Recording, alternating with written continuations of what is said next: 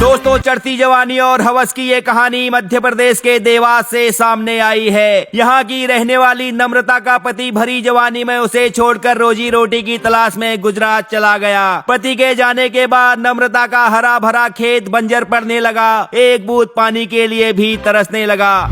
पड़ोस में रहने वाला बिशन चौहान नम्रता के पति का चचेरा भाई था। वो सेक्स के मामले में बहुत बड़ा खिलाड़ी था। नम्रता की चाल ढाल देखकर वो समझ गया कि इसको मांगता है ये आसानी से दे देगी, जिसके बाद उसने नम्रता पर डोरे डालना शुरू कर दिया।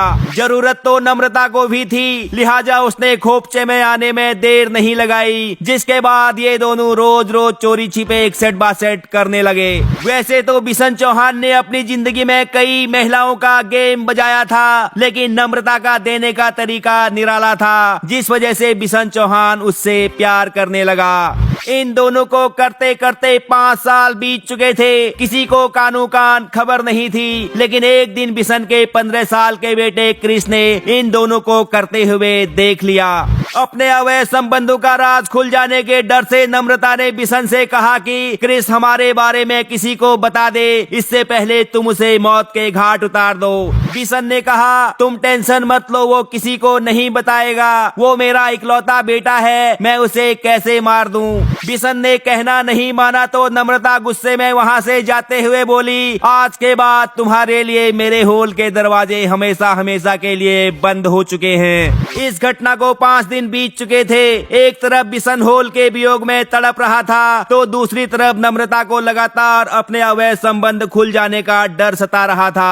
वो किसी भी हाल में क्रिस को जिंदा नहीं छोड़ना चाहती थी। तभी अचानक उसको आइडिया आया। उसने तुरंत बिशन को फोन करके कहा कि मैं तुम्हें बैक डोर से एंट्री करवाने के लिए तैयार हूँ। ये सुनकर बिशन की आंखों में खुशी के आंसू आ गए। वो तुरंत तेल की शीशी लेकर नम्रता के पास पहुंच गया तो नम्रता बोली, तुम जैसे मर्जी वैसे कर लेना, शर्त सिर्फ इतनी है कि पहले तुम्हें अपने बेटे को मौत की नींद सुलाना पड़ेगा, क्योंकि इस दुनिया में क्रिस एक अकेला ऐसा शख्स है जो हमारे बारे में जानता है। प्रेमिका ने बैक डोर से एंट्री करवाने का लालच दिया तो हवस के नशे में चूर बिशन ने अपने मासूम, बेकसूर और इकलौते बेटे को गला दबाकर मार दिया। फिर उसके शव को खेत में फेंककर दोनों हाथ काट के 400 फीट गहरे बोरवेल में डाल दिए। दोस्तों, एक छोटे से होल के चक्कर में, 2 मिनट के मजे के चक्कर में कोई बाप अपने इकलौते बेटे को इतनी बेरहमी से मार सकता है? इस बात पर यकीन करना बेहद मुश्किल है, लेकिन दुर्भाग्य से ये सत्य है। फिलहाल पुलिस ने कड़ी मशक्कत के बाद बोरवेल से क्रिस के कटे हुए हाथ निकाल लिए हैं और बिशन को उसकी प्रेमिका बहू के साथ जेल भेज दिया है।